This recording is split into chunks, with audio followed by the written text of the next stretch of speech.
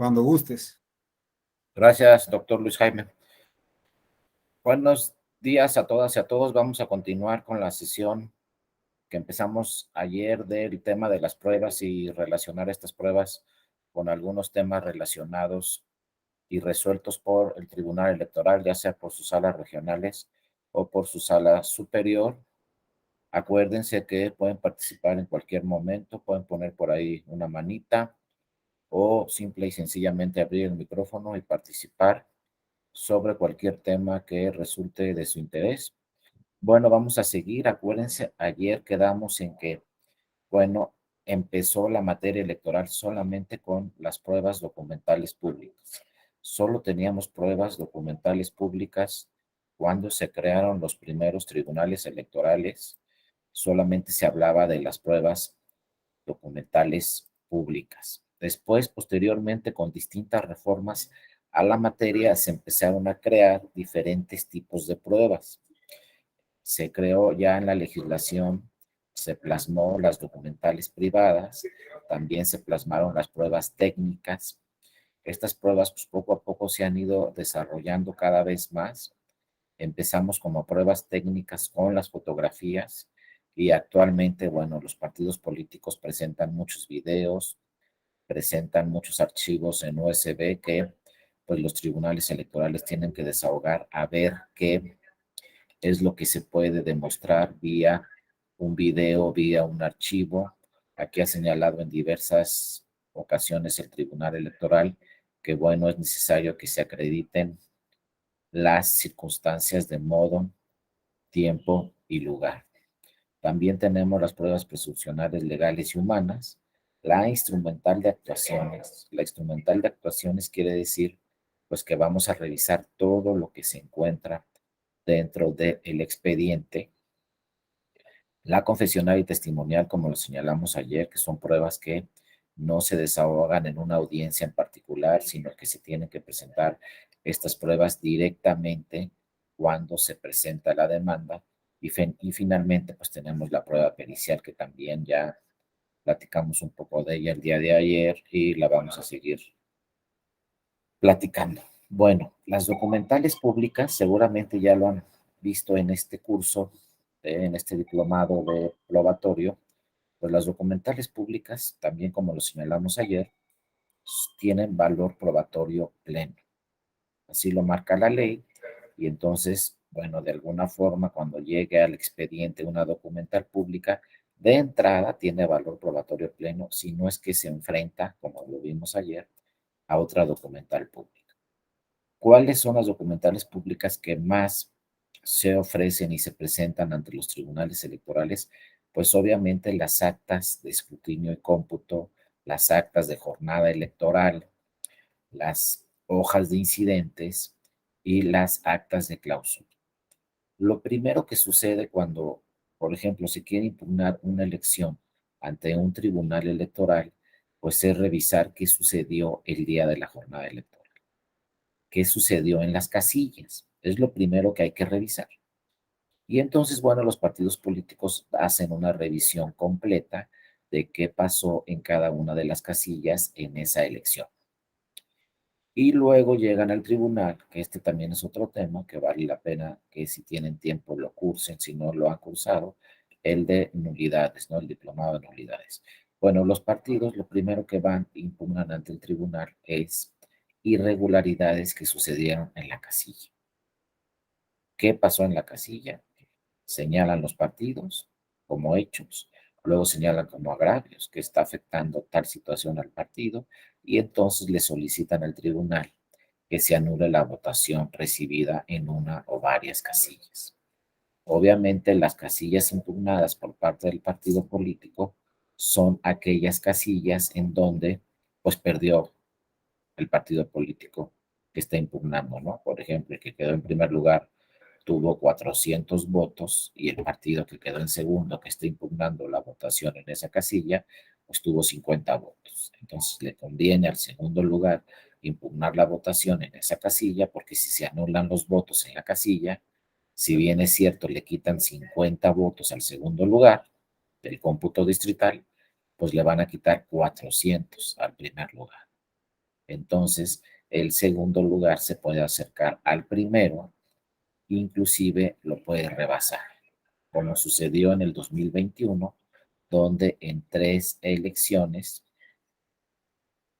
el 2021, en tres elecciones de diputaciones federales, existió un cambio de resultado al impugnar la votación recibida en diferentes casillas. O sea, en tres diputaciones federales, en el 2021, ganó un partido político, se impugnó esa elección ante el Tribunal Electoral y hubo cambio de resultado en tres diputaciones federales.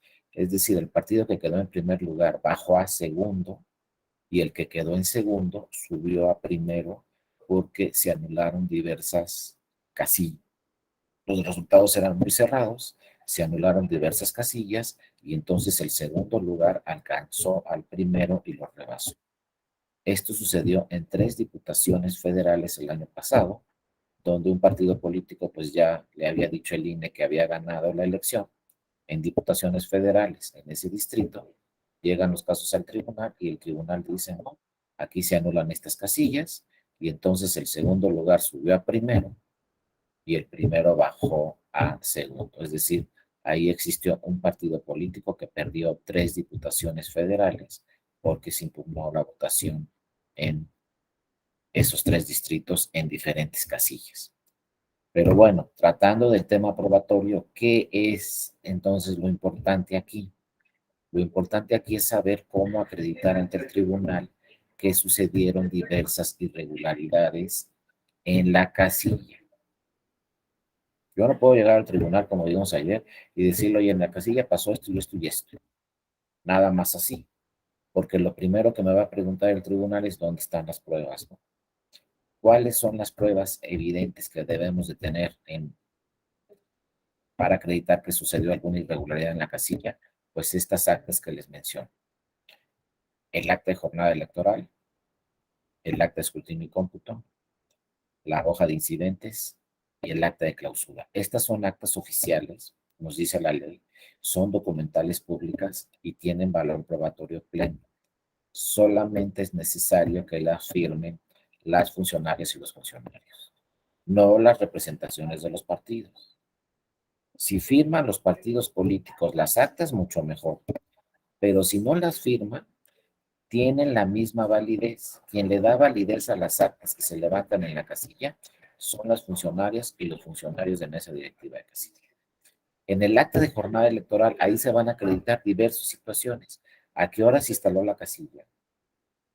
¿A qué hora inició la votación? ¿A qué hora se cerró la votación? ¿A qué hora se clausuró la casilla? También en el acta de jornada electoral se va a acreditar si se suspendió por algún motivo la votación durante el desarrollo de la jornada electoral. También se va a acreditar en esa acta si se cerró antes la votación, a qué hora se instaló la casilla y a qué hora inició la votación. Simple y sencillamente un ejemplo. Siempre pensamos nosotros que la votación debe de iniciar, por ejemplo, a las 8 horas, el día de la jornada electoral, conforme a la ley. Y ahí siempre incurrimos en un error, porque la ley en ninguna parte, ni la ley federal, la ley general que aplica para las elecciones federales, ni las leyes locales en las actividades federativas, ninguna norma, ninguna ley dice que la votación debe iniciar a las 8 horas. Entonces, eso se debe asentar muy claramente en la jornada electoral, en el acta de jornada electoral. ¿A qué hora inició la votación? Son impugnaciones que llegan constantemente al tribunal, donde nos dicen, oye, mira, el acta de jornada electoral dice que la votación inició 8:15, entonces está mal y entonces tribunal anula la votación en esa casilla. Pero la pregunta es, ¿dónde dice la ley que debe iniciar la votación a las 8? En ningún lado. La ley solamente dice, la votación iniciará una vez que esté instalada la casilla, pero no dice a las 8 en punto. ¿Eso qué quiere decir? Que la votación puede empezar a las 8, 8:05, 8:10, 8:15, 8:20, 8:30, porque lo único que nos dice la ley es, una vez instalada la casilla, iniciará la recepción de la votación. Lo que sí es muy clara la ley es que nos dice, no podrá recibirse la votación antes de las 8 horas. Eso sí no se puede. Pero después de las 18 sí. Luego, ¿a qué horas hay que instalar la casilla? 7:30. Entonces también en el acta de jornada electoral vamos a saber si la casilla se instaló 7:30 o no. Y como es una documental pública, pues ahí vamos a tener el dato. Bueno, ya tenemos el dato a qué hora se instaló. Ya, imagínense que a las 8:15 inició la votación. También lo tenemos en la jornada electoral, ese dato, pero después en esa misma acta de jornada electoral nos podemos encontrar con datos muy importantes. Por ejemplo, que diga el acta de jornada electoral, a las 5 de la tarde cerramos la votación. Primera prueba que tenemos. Está firmada por las funcionarias y los funcionarios. Se dice que a las 5 se cerró la votación. Luego revisamos otra acta muy importante, la hoja de incidentes, que se levanta en la casilla, firmada por los funcionarios y las funcionarias de la casilla. Luego imagínense que revisemos la hoja de incidentes y la hoja de incidentes nos diga, se cerró a las 5 de la tarde porque ese es un caso que yo revisé, ¿no? En alguna ocasión. Y decía la hoja de incidentes, se cerró la votación a las 5 de la tarde porque los que faltaban de votar andaban en Estados Unidos. Así decía la hoja de incidentes. Entonces, imagínense, ya tenemos dos documentales públicas con valor probatorio pleno. La jornada electoral, el acta de jornada electoral que nos dice que a las 5 se cerró la votación y el acta o, o la hoja de incidentes que nos dice, también firmada por funcionarios y funcionarios, que nos dice que se cerró a las 5 de la tarde porque los que faltaban de votar estaban en Estados Unidos. Bueno, ya tenemos las dos pruebas, las dos evidencias. Son documentales públicas con valor probatorio pleno, que se concluye en el tribunal que efectivamente se cerró la votación a las 5 de la tarde y obviamente pues todas y todos sabemos que la votación tenía que haberse cerrado a las 18 horas, a las 6 de la tarde o a las 5. Pero vean cómo con esa acta tenemos la evidencia que sucedió. Entonces no necesitamos más pruebas porque por eso está así el sistema. Y el sistema nos dice claramente, ¿sabes qué? Las actas que se levantan dentro de la casilla son documentales públicas con valor probatorio pleno.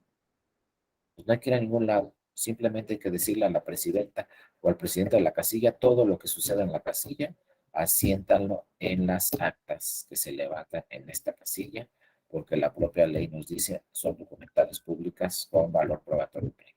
Entonces, fíjense, ahí quedó debidamente acreditado que efectivamente la casilla cerró su votación a las 5 de la tarde. Ya después el tribunal revisa si es determinante o no es irregularidad y si procede o no procede a anular los votos en esa casilla. Después de este caso que les platiqué de 3 diputaciones federales el año pasado, ¿por qué se anuló la votación en varias casillas y hubo cambio en el resultado en esos 3 distritos, donde el segundo lugar alcanzó al primero y lo rebasó? Bueno, ahí lo que pasó fue que en diversas casillas en esos 3 distritos se integraron con un funcionario o una funcionaria que no pertenecía a la sección electoral. ¿Cómo vamos a saber si ese funcionario no pertenecía a la sección electoral? Primero también revisamos en el acta de jornada electoral y revisamos en otra prueba también que es muy importante, la hoja de incidentes y otra prueba que también donde vienen las publicaciones de cómo se deben de integrar las mesas directivas de casilla, qué funcionarias y qué funcionarios deben integrar las mesas directivas de casilla. Esa es una publicación que se llama encarte. Entonces tenemos 3 pruebas, fíjense, el encarte, el acta de jornada electoral y la hoja de incidentes.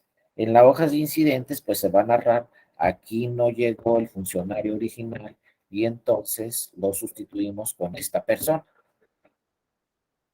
Eso va a decir el acta de incidentes, el acta de jornada electoral, ahí se puede acreditar que efectivamente existió una sustitución de un funcionario por otro, y en el encarte o en la publicación donde vienen cuáles son los funcionarios, pues también ahí vamos a advertir que esos funcionarios que están en el encarte no son los mismos que estuvieron en la casilla, porque se sustituyó a uno o dos, etcétera.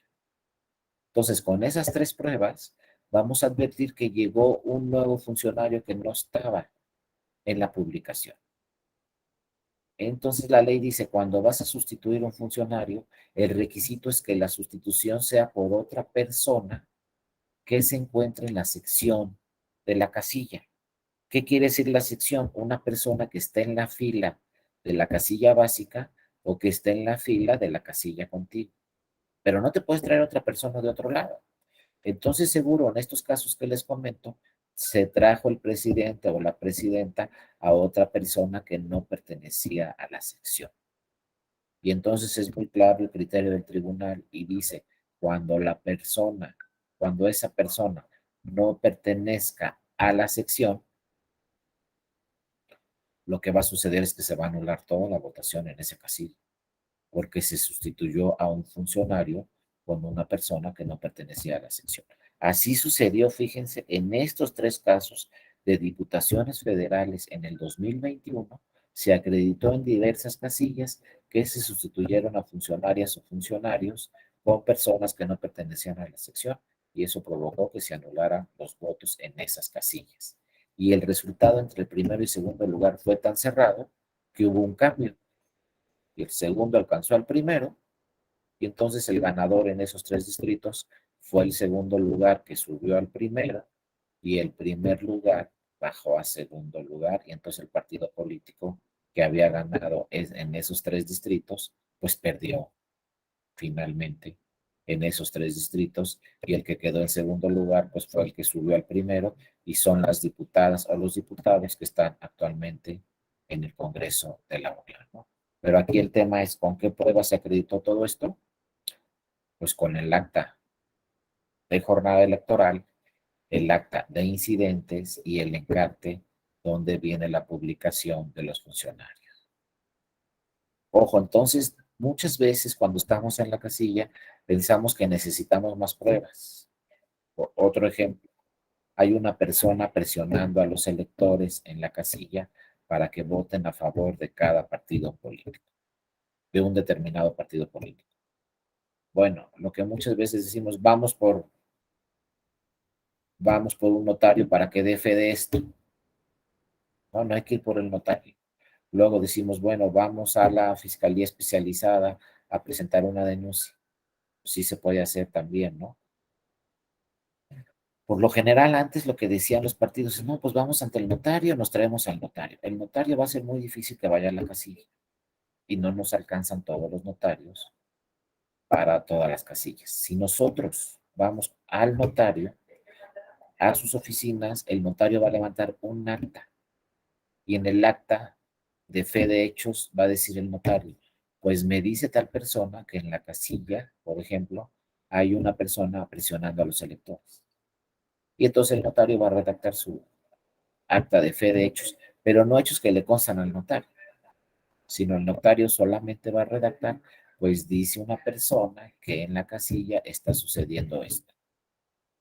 Pero ya no va a tener valor probatorio pleno esa declaración, porque no es del notario.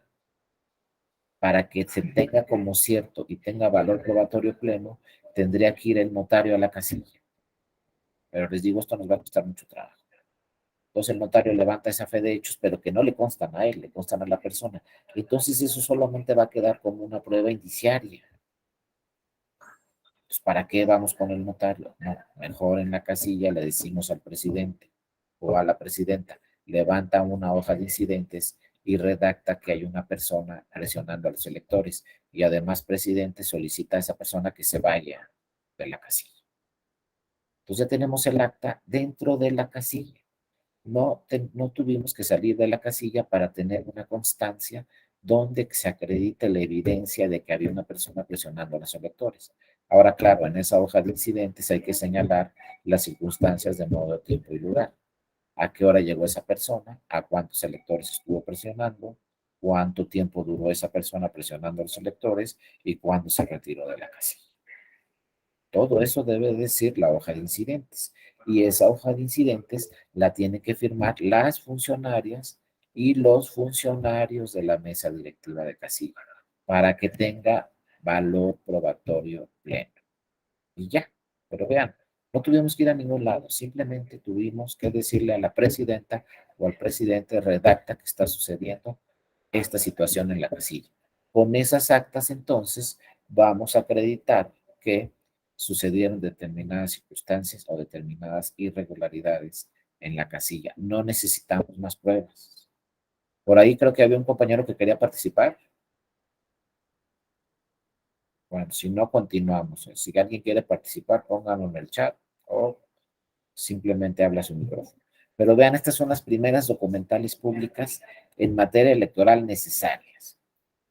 Asentar en todas esas actas que están en las casillas todos los acontecimientos que sucedan el día de la jornada electoral. Yo no puedo llegar al tribunal y decirle: oye, anula la votación en estas casillas si no tengo las pruebas. Todas estas actas o estas hojas de incidentes que se llenan en la casilla le van a dar una copia a cada uno de los representantes de los partidos políticos. Luego, otra acta que se levanta en la casilla, que es una prueba fundamental, el acta de escrutinio y cómputo. Ya lo señalamos ayer. Se va a redactar un acta de escrutinio y cómputo, se va a llenar un acta de escrutinio y cómputo. Ahí vienen en ese acta de escrutinio y cómputo todos los datos, todos los resultados de la casilla. ¿Cuántos votos tuvo cada partido político? ¿Cuántos votos tuvieron las coaliciones? ¿Cuántos votos nulos existieron? ¿Cuántos votos de candidatos no registrados? ¿Cuántos votos de candidaturas independientes? Ahí vamos a tener todos los votos en el acta de escrutinio y cómputo y el resultado de la casilla. Bueno, cuando se llena ese acta de escrutinio y cómputo, también la firman los funcionarios y las funcionarias. Tiene valor probatorio pleno. Y esta acta de escrutinio y cómputo que se levanta en la casilla, le van a dar una copia a cada uno de los representantes de los partidos. Entonces, fíjense lo importante. Una vez llegó un caso al tribunal donde, pues, era una elección en el Estado de México de un ayuntamiento muy importante, donde iban empatados, iban empatados, iban empatados. Entonces, en la última casilla, se iba a resolver quién ganó y quién perdió. ¿Y qué creen que pasó? Nunca llegaron los datos de la última casilla al Consejo Distrital porque se quemó el paquete. No teníamos los resultados. Los resultados clave para saber quién ganó y quién perdió. Entonces, bueno, ese asunto llegó primero al Tribunal Electoral del Estado y ahí se dijo: pues se anula la elección porque no teníamos los resultados. Pero después se fue a la Sala Superior el asunto. Y la Sala Superior dijo: bueno, no hay boletas, las quemaron todas. El acta de escrutinio y cómputo original venía en el paquete, quemaron el paquete. Entonces, no hay boletas, no hay acta de escrutinio y cómputo original. Pero, ¿qué otra forma podemos tener para obtener los resultados? Dos elementos muy importantes, fíjense. Se hizo un reconocimiento judicial, etcétera, y por ahí apareció el cartelón que tiene los datos publicados afuera de la casilla. Acuérdense que siempre que se celebra una elección, una vez que se cierra la casilla, se publican los datos afuera de la casilla, en un cartelón, una cartulina. A ese cartelón con los datos publicados está firmado también por las funcionarias y los funcionarios. Entonces, dice el tribunal: aquí están los resultados en la casilla. Y después citó a los partidos políticos que participaron en esa elección. Y les dijo: vengan al tribunal y enséñenme su acta de escrutinio y cómputo, que les dieron la copia. Llegaron los partidos políticos con la copia del acta de escrutinio y cómputo que tenían al carbón y coincidían las actas de los partidos y también esas actas de los partidos coincidían con el cartelón con los datos publicados afuera de la casilla. Y entonces dice el tribunal dos cosas: estos son los resultados de la elección y a partir de este caso, las actas de escrutinio y cómputo que les dan a los partidos políticos se entienden como originales, porque se desprenden de un original. Entonces vean cómo se obtuvo en ese municipio del Estado de México, se recuperó la votación se obtuvieron los resultados de la casilla sin tener boletas y sin tener el acta original. Afortunadamente, las copias que tenían los partidos coincidían, no tenía errores el acta que se levantó y todos esos datos también coincidían con el cartulón o la cartulina que estaba afuera con los datos publicados y todos esos elementos estaban firmadas por los funcionarias y los funcionarios. Y así se obtuvo el resultado en la casilla. De ahí la gran importancia de que los partidos políticos tengan representaciones dentro de la casilla, porque se van a llevar una copia. En pocas palabras, los partidos políticos se van a llevar a sus partidos políticos los resultados en la casilla. Por eso es muy importante, insisto, tener representaciones en cada una de las casillas. Ya sé que son muchísimas las casillas en un proceso electoral, en una elección, y pues es muy complicado para los partidos poder tener un representante en cada casilla, pero también existe la figura, acuérdense, de representantes generales. Puede tener el partido un representante general en 5 casillas y entonces ese representante puede pasar por una copia de todas las actas que se levantaron en esas 5 casillas. El chiste es que el partido, una vez que termine la jornada electoral, se lleve copia de todas las actas que se levantaron en las casillas para que así pueda acreditar en un momento dado ante el tribunal electoral, ya sea el estatal o el federal, pues que sucedieron diversas irregularidades en la casilla o que tenga esta persona los resultados de la casilla. Entonces no hay que preocuparnos tanto. Sí es importantísimo tener las boletas, pero hay casos excepcionales que sin boletas se puede obtener el resultado en la casilla. Claro, si está bien levantada el acta de escrutinio y cómputo y si no tiene errores. Porque acuérdense que todas las actas de escrutinio y cómputo que se levantan en la casilla y tienen errores, entonces ya no tiene validez exacta. Lo que procede es levantar una nueva acta de escrutinio y cómputo ya ante el Consejo Distrital. Y para levantar una nueva acta de escrutinio y cómputo ante el Consejo Distrital, lo que procede ahí es la figura del recuento. Hay que abrir el paquete, volver a contar todos los votos y llenar una nueva acta porque la que se llenó en la casilla tenía errores. Y comúnmente, en muchos casos, pues sí, las actas que se levantan en la casilla tienen errores porque obviamente las funcionarias y los funcionarios de mesa directiva de casilla no son especialistas en la materia y por lo tanto pueden incurrir en errores en el llenado y entonces aparece, bueno, la figura del recuento de votos. Y ya serán otras pruebas que se presentan ante el tribunal. Por ejemplo, si se realiza el recuento de votos, pues la nueva acta de escrutinio y cómputo que se levante, pues también va a ser una documental pública con valor probatorio pleno. Y ahí se pueden acreditar los nuevos resultados vía la autoridad administrativa. Y entonces cualquier tribunal puede tener esa prueba, obviamente, con los nuevos resultados y será una prueba con valor probatorio pleno. Estos son también documentos originales expedidos ya no en la casilla, son documentos originales expedidos ya por la autoridad administrativa. En los consejos municipales o en los consejos distritales siempre vamos a obtener también una serie de pruebas que sucedieron. Luego, por ejemplo, que hay sesión de cómputo distrital y se empieza a desarrollar la sesión del cómputo distrital.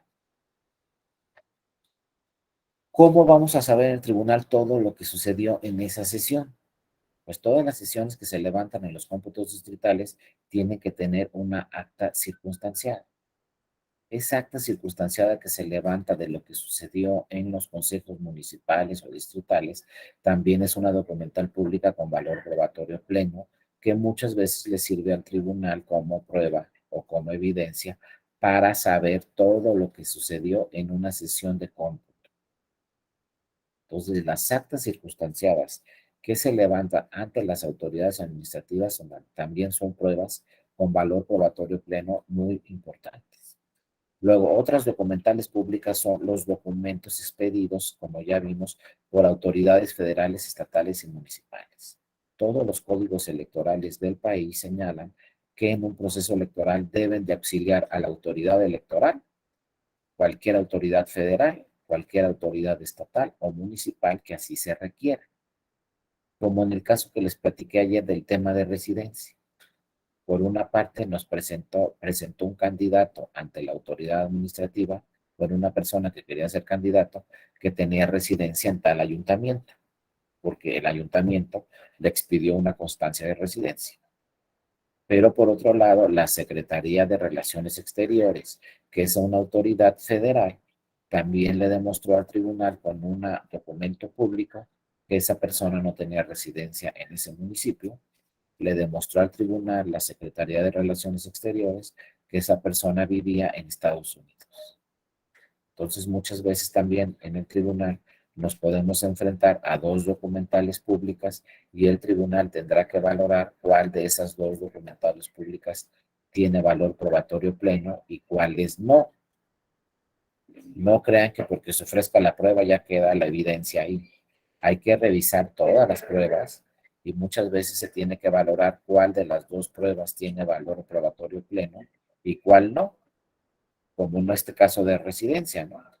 Teníamos una prueba a nivel municipal, que era la constancia de que tenía residencia en ese municipio, y teníamos otra prueba también a nivel federal, que era la constancia de relaciones exteriores, donde le decía al tribunal, sabes que esta persona vive en Estados Unidos, por lo tanto no tiene residencia en ese ayuntamiento.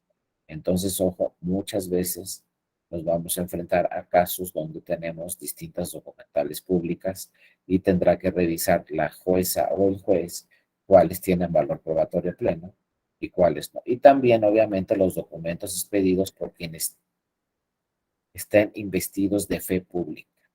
Por ejemplo, que hay unos espectaculares en una ciudad y que es propaganda política prohibida o que son actos anticipados de campaña, etcétera. ¿Cómo podemos acreditar ante el tribunal que existen esos espectaculares y que están en tal avenida durante tal fecha? Bueno, lo vamos a acreditar ante el tribunal vía una fe de hechos, que vaya un notario y levante una fe de hechos de que están esos espectaculares.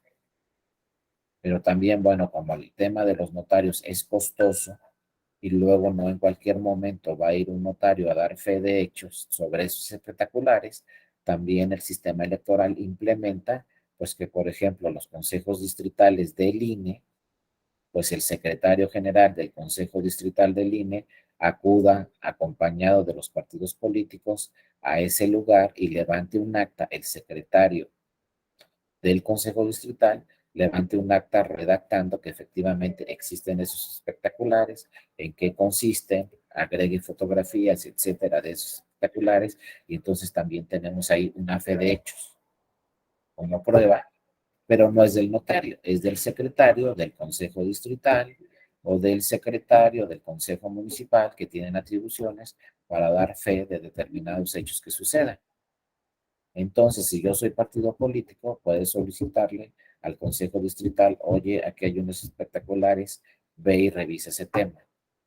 Y que el secretario del Consejo Distrital vaya, acuda a ese lugar y revise, ¿no? Si efectivamente están los espectaculares y si están, pues levante un acta redactando en qué consisten los espectaculares para que después, una vez que se concluye esa investigación, pues se resuelvan los asuntos que tengan que ver o que estén relacionados con esos espectaculares. Se sancione a los responsables, por ejemplo, de los espectaculares, si es propaganda política o si son actos anticipados de campaña. Inclusive esos espectaculares y esa propaganda puede alcanzar hasta para que se anule la elección porque se vulneró la equidad de la contienda, ¿no? Son diversas situaciones las que se pueden acreditar, pero bueno, para yo demostrarle al tribunal que efectivamente existían esos espectaculares y tenían esa propaganda, pues puedo hacer uso de un notario público o puedo solicitarle al secretario del Consejo Distrital, del Consejo Local, del Consejo Municipal, pues que acuda a ese lugar. Y yo lo acompaño como partido político. Y entonces ahí se va a levantar un acta y esa acta va a tener valor probatorio pleno, ¿no? Ahora, el tribunal también ha emitido diversos criterios de valoración de las pruebas, como ya lo platicamos. Un criterio del tribunal dice Las documentales públicas tienen valor probatorio pleno, pero ojo, salvo prueba en contrario. Si tenemos otra documental pública que dice otra cosa, pues entonces ya no tiene valor probatorio pleno alguna de las dos documentales públicas porque son contradictorias. Luego también dice el tribunal, el valor probatorio de las certificaciones municipales de domicilio, residencia o vecindad depende también de los elementos en que se apoya. Aquí ha dicho el tribunal, no porque diga un municipio que tiene residencia ahí, ya efectivamente tiene la residencia. Hay que ver en qué se apoyó el municipio para expedir esa constancia que dice que tiene residencia. Si el municipio se apoyó en que tienes una casa y pagas la luz, el agua, el predial de esa casa, pues es una solamente prueba indiciaria. Porque el municipio está diciendo, esta persona efectivamente tiene una casa aquí, efectivamente paga el predial aquí, paga el agua aquí, pero eso no quiere decir que tenga residencia. Por eso dice el tribunal, hay que ver en qué elementos se está apoyando esa constancia de residencia. Si los elementos en que se está apoyando solamente dicen que tienes una casa ahí, entonces el tribunal va a decir, no, pues es una prueba indiciaria, pero no necesariamente tiene la residencia ahí. Tener una casa, insisto, no quiere decir que tenemos la residencia ahí. La residencia es un caso muy distinto a el domicilio o un caso muy distinto al domicilio también que aparezca en la credencial del lector con fotografía. Porque hay personas que pueden tener varias casas en diferentes lugares y entonces, ¿dónde está su residencia? O hay personas que pueden tener una credencial para votar con fotografía, pero eso no quiere decir que el domicilio que esté en la credencial, ahí tiene su residencia. Ya pasó esto con nuestro actual presidente de la República, cuando se postuló para jefe de gobierno en la Ciudad de México, que su credencial de elector era de Tabasco, y un año antes había votado en Tabasco. Entonces, ¿cómo tiene su residencia en la Ciudad de México si un año antes había votado en Tabasco y su credencial era de Tabasco? Pues lo que les digo, la prueba idónea puede ser la credencial, pero a lo mejor no. No porque en la credencial aparezca tu domicilio en Tabasco y votes el día de la elección en Tabasco, eso no quiere decir que tengas ahí tu residencia. Eso podría ser una prueba indiciaria. Pero aquí el ahora presidente nos dijo ante los tribunales, dijo, no, ¿saben qué? Efectivamente voté en Tabasco. Efectivamente mi credencial tiene el domicilio de Tabasco, pero yo vivo en la Ciudad de México. Y presentó una serie de pruebas. Presentó testimoniales de sus vecinos. Presentó que pagaba el agua, la luz, el predial en un departamento que tenía en la Ciudad de México. Y luego acreditó también ante el tribunal que tenía un cargo en el partido político con sede en Ciudad de México. Y además, obviamente, acreditó que era una persona conocida y que todo el mundo sabía que él, o sea, el actual presidente en ese momento, tenía un cargo partidista, era una persona muy famosa y acreditó con diversas testimoniales y confesionales, pues que todos sabían que vivía en la Ciudad de México. Entonces llegó el caso al Tribunal Electoral de la Ciudad de México y en una votación dividida se acreditó su residencia, finalmente. Entonces imagínense que a una persona se le diga tienes residencia en la Ciudad de México, aunque su credencial tenga domicilio de Tabasco y haya votado en Tabasco un año antes. Vean cómo se tienen que valorar las pruebas y en muchos casos, pues hay pruebas que conforman o tienen la evidencia para demostrar que efectivamente esa persona vivía en la Ciudad de México. Entonces, muchas veces nos sirve la credencial, muchas veces no. Yo les aseguro que si el actual presidente hubiera solicitado una constancia de residencia en Tabasco, como tenía casa en Tabasco, pues a lo mejor el municipio en Tabasco, el respectivo, pues le manda la constancia diciendo, efectivamente, esta persona tiene una casa en Tabasco y paga el agua, la luz, el predial en Tabasco. Pero eso no quiere decir la residencia, insisto. Por eso, a la hora de valorar pruebas, los tribunales electorales tienen que revisar todas las pruebas. La credencial no necesariamente acredita la residencia. Vivir en una ciudad, bueno, tener una casa en una ciudad, tampoco acredita la residencia. Y entonces el tribunal en muchos casos, en estos temas de residencia, ha tenido que acudir pues hasta los puntos centrales. Les hablo de otro asunto de residencia muy interesante, también probatorio. El que está acabando su gobernatura en Oaxaca, Alejandro Murat, ¿no? Que ya va a terminar su gobernatura, ¿cuánto se registró para candidato a gobernador? Imagínense, se impugnó su residencia, porque saben que este Alejandro Murat, actual gobernador en Oaxaca, nació en la Ciudad de México,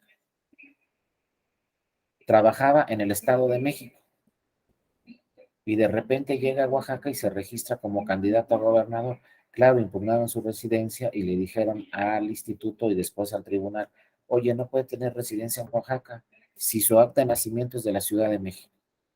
Y en este momento está trabajando en el Estado de México. ¿De dónde tiene su residencia? Entonces imagínense, a ver que ustedes fueran las abogadas o los abogados de Alejandro Murat y les preguntaran, ¿no? Llegara a él y les dijera, ¿saben qué? Me negaron mi registro o están impugnando mi registro, defiéndanme. ¿Cómo lo defenderían ustedes ante un tribunal si efectivamente su acta de nacimiento es de la Ciudad de México y efectivamente en ese momento estaba trabajando en el Estado de México? Entonces, de entrada pensamos, no hay de otra. O tiene residencia en la Ciudad de México o tiene residencia en el Estado de México. Pero no puede tener residencia en Oaxaca. ¿Cómo salvan el asunto? Imagínense. ¿Qué tendrían ustedes como abogadas o abogados que revisar para que pudiera obtener la residencia y no lo impugnaran, ¿no? Aquí nos dice Jorge David, ver la constitución del Estado, ya que en algunos estados el ciudadano recibe la ciudadanía del Estado por los padres. Pues sí, en alguna forma podría ser así. Adelante, Miguel Ángel, te escuchamos. Sí, buenos días. Pues yo creo que tendríamos que irnos más hacia la actividad que él realizaba en su estado y al ser esencial la calidad de ciudadano, ver por qué se exige, ¿no? Y el espíritu de exigirlo probablemente es de que él sí tenga arraigo, que conozca bien las necesidades y los contextos del Estado y que a partir de ahí pues lo conozcan y que sí tenga esa identidad, ¿no? Como oaxaqueño, a pesar de que en las documentales no aparezca que haya nacido ahí o que actualmente se encontrara en ese lugar, ¿no? Pero que sí conozca, que tiene identidad, que tiene esa pertenencia al estado de Oaxaca y que además a él lo identifiquen como una persona que a lo mejor estuvo en una asociación civil o que realizó alguna labor importante y que por eso lo empiezan a ubicar, ¿no? Y tal vez haciendo un análisis de convencionalidad, pues se podría eliminar esto, ¿no? Esta barrera de esas dos pruebas. Exactamente, Miguel Ángel y Jorge, los dos tienen mucha razón. Fíjense, es que para ver el tema de residencia, lo primero que tenemos que revisar es para qué nos piden residencia. Lo primero. Por ejemplo, si yo quiero ser juez de distrito, imagínense que concurse para juez de distrito, no me piden residencia. Puedo ser juez de distrito en Tampico, puedo ser juez de distrito en Colima, puedo ser juez de distrito en Guadalajara, puedo ser juez de distrito en cualquier ciudad, no me piden residencia. ¿Y saben qué? Hasta es mejor que nadie me conozca, porque como un juez de distrito debe ser imparcial, pues es mejor que no conozca las partes. Entonces, para un juez de distrito no se exige residencia. ¿Por qué se exige residencia? Por ejemplo, si yo quisiera ser presidente municipal de Colima, entonces sí me piden residencia. Entonces, ¿cuál es el origen de la residencia? Se divide en dos partes. La residencia se exige a los cargos de elección popular, uno, para que esa persona conozca los problemas de su comunidad. Imagínense, yo quiero ser presidente municipal de Colima, pues todos van a decir en Colima, pues no conocen nada de Colima, del municipio, si vive en el Estado de México, no saben nada del camión de la basura, no saben nada del tema del agua, no saben nada de la seguridad, no saben nada del alumbrado, no saben nada de los impuestos. ¿Por qué? Porque no vive aquí, no conoce los problemas de esta comunidad. Entonces es muy importante para la residencia que se conozcan los problemas de la comunidad para el cargo que se está aspirando. Pero el punto más importante de la residencia es otro. El punto más importante de la residencia es que las personas que van a votar ahí pues conozcan a sus candidatas y candidatos. Es decir, a mí me exigen residencia para que las personas me conozcan y sepan exactamente por quién van a votar. Imagínense que yo de repente diga, pues me voy de candidato a presidente municipal de Colima, pues van a decir los de Colima, ¿de dónde salió? ¿Quién es? Pues cómo vamos a votar por una persona que no conocemos. Entonces, ese es el origen de la residencia. Bueno, aquí en el caso de Murat, el actual gobernador, pues fue al tribunal y como dicen los compañeros Jorge y Miguel Ángel, pues le acreditaron al tribunal diversos elementos. Lo primero, lo que señala Jorge, la Constitución de Oaxaca señala que si eres hijo de padre o madre oaxaqueño, automáticamente tú eres oaxaqueño. Entonces no importa que tú hayas nacido en la Ciudad de México, porque puedes acreditar que eres oaxaqueño por nacimiento, porque así lo dice la Constitución de tu estado. Si eres de padre o madre oaxaqueño o oaxaqueña, pues tú también eres de ahí en automático. Y como todos sabemos, pues obviamente el padre de Alejandro Murat es oaxaqueño. El segundo punto que se acreditó ante el tribunal, pues sí, trabaja en el Estado de México, pero ¿lo conocen en Oaxaca o no lo conocen? Y obviamente, pues se acreditó en el expediente también por parte de los abogados que era una persona muy conocida en Oaxaca porque su padre, 6 años antes, había sido gobernador del estado y él acompañó a su padre durante toda la campaña cuando estuvo en campaña para ser gobernador. Después, en diversos eventos en la gobernatura, también acompañó a su papá ahí durante todo el sexenio que el papá fue gobernador. Entonces, pues Alejandro Murat era una persona muy conocida en todo el estado. Cualquiera preguntaba por la familia Murat y todos conocían a la familia Murat. Entonces se pudo acreditar ya directamente ante la sala superior que a pesar de que su acta de nacimiento era de la Ciudad de México y en ese momento trabajaba en el Estado de México, sí era una persona muy conocida en todo el estado y además era oaxaqueño porque su padre es oaxaqueño. Cumpliendo con estos requisitos, dijo la Sala Superior, sí tiene la residencia y ordenó al Instituto Estatal Electoral de Oaxaca que lo registraran como candidato a gobernador porque sí tenía la residencia como oaxaqueño. Les digo, afortunadamente, como dice Jorge, en algunos estados la Constitución sí lo señala que si eres hijo de padre o madre de, por ejemplo, en este caso oaxaqueño, pues tú también vas a ser de Oaxaca. Es decir, hay estados que le dan mayor validez al derecho de sangre que al derecho del territorio, ¿no? Del suelo. Para algunos estados, en algunos países, es muy importante que hayas nacido ahí. Para otros países o en otros estados, es muy importante más bien que tengas sangre de ese estado, ¿no? Que toda tu familia venga de ese estado y que seas una persona conocida en ese estado. Por lo tanto, se pudo acreditar que Alejandro Murat pues sí era realmente una persona oaxaqueña, sí era realmente una persona conocida en Oaxaca y tenía la residencia, además que la propia Constitución de Oaxaca decía, es oaxaqueño independientemente que su acta señale Ciudad de México. Y yo creo que sí, yo creo que el arraigo es más importante el derecho de sangre que el derecho de suelo, porque por algún tema puedes nacer en otra parte, pero si toda tu familia, tus padres, tus abuelos, tus bisabuelos, todos son de Oaxaca y tú, por ejemplo, conoces muy bien a toda la comunidad en Oaxaca, pues se vale que tengas esa residencia, aunque por alguna cosa hayas nacido en otra parte, ¿no? El chiste es acreditar la residencia, inclusive en otros países del mundo. Con que vivas 5 años en un país, ya tienes la residencia en ese país, ¿no? Por ejemplo, en Alemania, creo que si vives 8 años en Alemania, ya automáticamente adquieres la residencia independientemente de dónde hayas nacido. Y creo que sí, la residencia se refiere directamente pues a que estés en un determinado momento en una localidad y conozcas los problemas de la localidad y que la gente en esa localidad también te conozca a ti. Entonces, ojo, imagínense, muchas veces se quiere acreditar con la prueba de la credencial ante un tribunal que tiene una residencia. Pues vean cómo ya no se sostiene ese criterio. O decir, mira, aquí está la constancia que me expidió el ayuntamiento donde tengo una casa aquí. Pues tampoco se va a acreditar la residencia. porque una persona puede tener 5 casas en 5 ayuntamientos distintos. Por eso, ojo, el tema de pruebas también es de interpretación y tenemos que revisar todas las pruebas. Si efectivamente me estás acreditando que tienes una casa ahí, o si efectivamente me estás acreditando que tu credencial tiene domicilio ahí, pero eso a la residencia es muy distinto, para bien o para mal, como el caso de López Obrador.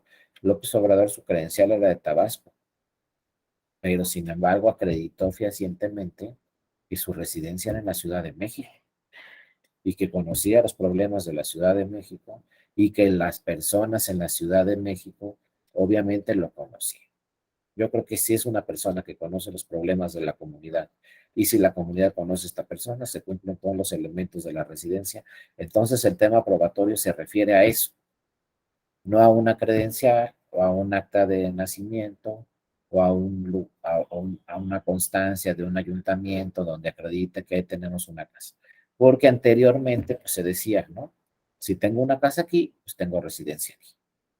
Creo que ese criterio ya ha sido sumamente superado, ¿no? O si tengo credencial de este domicilio, pues tengo residencia aquí. Hay que superar esos temas, aunque sean documentales públicas, como nos dice la ley con valor probatorio pleno, no es la forma idónea de acreditar una residencia. Y fíjense que, pues una constancia que expide un ayuntamiento es una documental pública, no con valor probatorio pleno. Vean, aquí está el acta de jornada electoral que platicamos. Todo lo que se asiente en esta acta de jornada electoral se tiene como cierto. Lo único que ha señalado siempre el Tribunal Electoral debe tener las firmas de las funcionarias y los funcionarios. Ellos le van a dar validez a esta acta. Si está la firma de los funcionarios y los funcionarios de la casilla, tiene valor probatorio pleno. Insisto, no es necesaria la firma de los representantes de los partidos. Si la firman, mejor. Pero si no está la firma de los representantes, sigue teniendo valor probatorio pleno. La firma que es necesaria es la de las funcionarias y los funcionarios de la mesa directiva de presidencia. Esta hoja de incidentes también que está aquí es la que nos va a salvar de cualquier problema durante la casilla. No hay que ir a la FEPADE o actualmente a la Fiscalía Especializada, no hay que ir al MP, no hay que ir con un notario, no hay que ir a ningún lado. Simplemente hay que decirle al presidente, llena la hoja de incidentes y plasma en la hoja de incidentes que sucedió tal irregularidad. Por ejemplo, una vez yo me encontré una hoja de incidentes que decía de 2 a 4 cerramos la casilla y nos fuimos a comer. Y la firmaron los funcionarios, las funcionarias y los representantes de los partidos. Todos de conformidad, pero acuérdense cómo pasa en la materia electoral. El que pierde hizo valer esta hoja de incidentes al tribunal y le dijo al tribunal, ¿sabes qué? De 2 a 4 cerramos la casilla y nos fuimos todos a comer y se quedó sola la casilla. Pues, ¿qué pasó ahí? Se vulnera el principio de legalidad, el principio de certeza, el principio de transparencia y entonces se anuló la votación en esa casilla. Y la prueba evidente que se tenía era la hoja de incidentes. Por eso es muy importante redactar todo lo que suceda en la casilla en la hoja de incidentes, pero que lo redacte el presidente o el secretario y lo firme para que tenga valor probatorio pleno. También una vez me encontré una hoja de incidentes que ya no tenía valor probatorio pleno porque saben qué decía, puso el presidente en el acta. Dice el representante del PAN que afuera en la fila hay una persona presionando a los electores. Pero ¿cómo pone el presidente? Dice el representante del PAN, no, pues ya no le está dando validez, ya no le está dando valor probatorio pleno. No, el presidente tiene que decir, hay una persona presionando a los electores, o había una persona, pero que lo diga el funcionario, no que diga, pues me está diciendo el del PAN, no, pues ya no, te tiene que constar a ti como funcionario. Acuérdense que si bien es cierto, los funcionarios y funcionarios son nuestros vecinos, en ese momento todos los documentos que firman el día de la jornada electoral son documentos públicos con valor probatorio pleno, ¿no? Se vuelven documentos públicos el que firma nuestro vecino el día de la jornada electoral y se conforme a la ley tienen validez y valor probatorio pleno, ¿no? También como documentales privadas, pues obviamente los partidos durante la jornada electoral pueden presentar escritos de protesta, pueden presentar escritos de incidentes, que ya no son las actas que se levantan en la casilla, sino son escritos presentados por los partidos. Estos son documentales públicas, pero ya no tienen valor probatorio pleno, son indiciarias, porque solo lo está diciendo un partido político en un escrito. Por eso, pero también los partidos se pueden defender en la casilla y pueden presentar escritos de protesta, pueden presentar escritos de incidentes que no tendrán valor probatorio pleno, solamente indiciario. También, obviamente, una documental privada muy importante son las cartas de renuncia. Siempre, en muchos casos, el tribunal revisa si esa persona que ganó la elección renunció en tiempo, como lo exige la ley.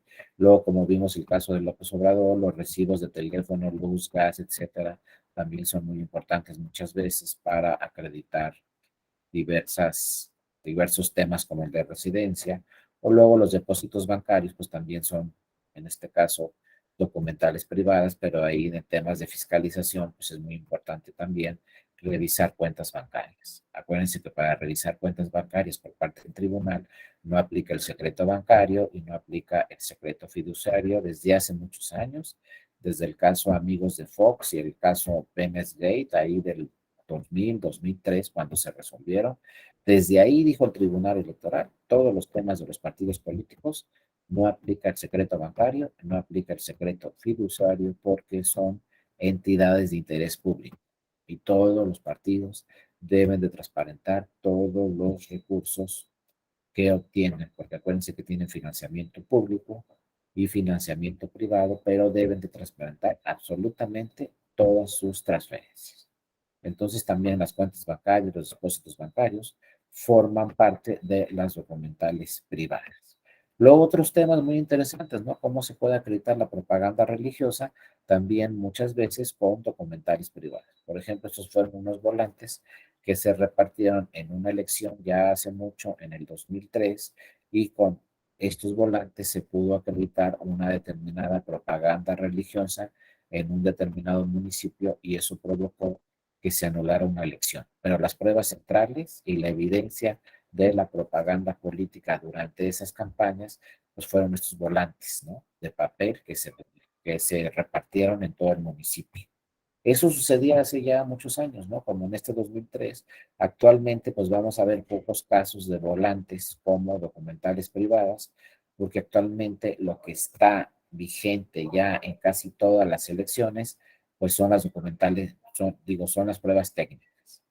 Ya estos volantes muy pocas veces los van a ver en una elección, porque actualmente pues las redes sociales y la propaganda en redes sociales está sustituyendo prácticamente a toda la propaganda de papel que se pegaba en las bardas, en los postes, etcétera. Cada vez más se está sustituyendo hasta los espectaculares que se ponen en la ciudad. Redes sociales, en pocas palabras, está sustituyendo de alguna forma todo el tipo de propaganda política durante las campañas, porque además obviamente es gratuito. ¿Cuánto cuestan los volantes? ¿Cuánto cuestan los espectaculares? ¿Cuánto cuesta pintar una barba? A diferencia de redes sociales, que no cuesta absolutamente nada, pero bueno, aquí en estos tiempos todavía estas documentales públicas eran importantes y vía estas documentales públicas se podría acreditar alguna propaganda política, ¿no? Como sucedió en este caso de este municipio de Tepoztlán, ¿no? En el cual se anuló la elección por utilizar esa propaganda política. Luego la documental pública, también esta tesis es muy importante, que nos dice la documental privada, perdón, su certificación solo acredita su existencia en la fecha de presentación ante el fedatario público. También lo ha señalado varias veces el tribunal, todas las documentales públicas carecen de valor probatorio pleno. Simple y sencillamente son pruebas indiciarias y necesitamos otra serie de pruebas para acreditar estos temas, ¿no? Obviamente, ya durante las últimas campañas, durante los últimos procesos electorales, la prueba más evidente, la prueba que más se utiliza para acreditar alguna circunstancia ante los tribunales electorales son las pruebas técnicas. La propia ley y la jurisprudencia del tribunal nos dice las pruebas técnicas pues son fotografías otros medios de reproducción de imágenes como videos y en general todos aquellos elementos aportados por los descubrimientos de la ciencia. Aquí no se quedó corto el legislador, aquí dijo todo lo que descubra la ciencia va a ser una prueba técnica que pueda ser desahogado sin necesidad de peritos. Ya entramos al tema de los peritos o instrumentos, accesorios, aparatos o maquinaria que no estén al alcance del órgano competente. ¿Y saben cuándo se complicó este tema de las pruebas técnicas? Bueno, llegaron fotografías, se podían desahogar. Llegaron videos, también se podían desahogar, nomás que empezaba el tema complejo. Por ejemplo, en la elección presidencial del 2006, pues no saben cuántas pruebas se ofrecieron, cuántos videos, pero imagínense que lleguen a un tribunal y les pongo una cifra, 1000 videos. ¿Saben qué dice la ley? Hay que desahogar los 1000 videos, es decir, hay que ver los 1000 videos. Hay que levantar un acta circunstanciada de qué se acredita en cada uno de los 1000 videos.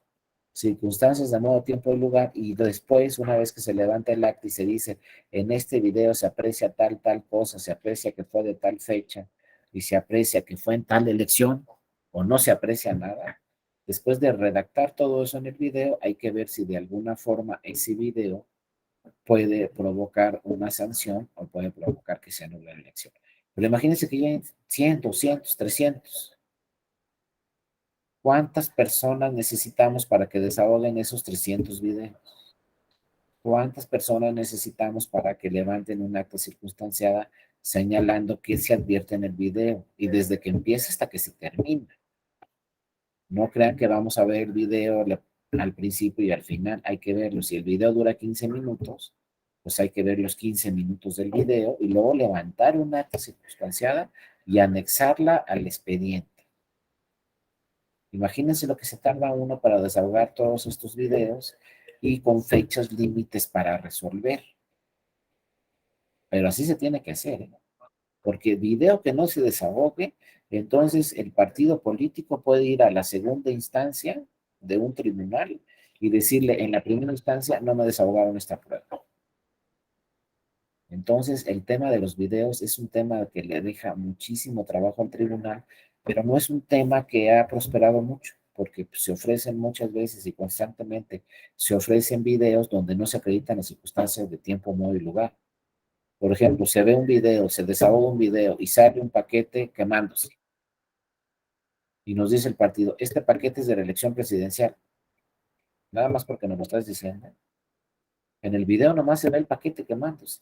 Pero qué casilla es, en qué proceso es, qué día sucedió eso, es elección local, es elección federal, es la elección de presidencia 2006 o a lo mejor es la del 2000 o es la del 2012.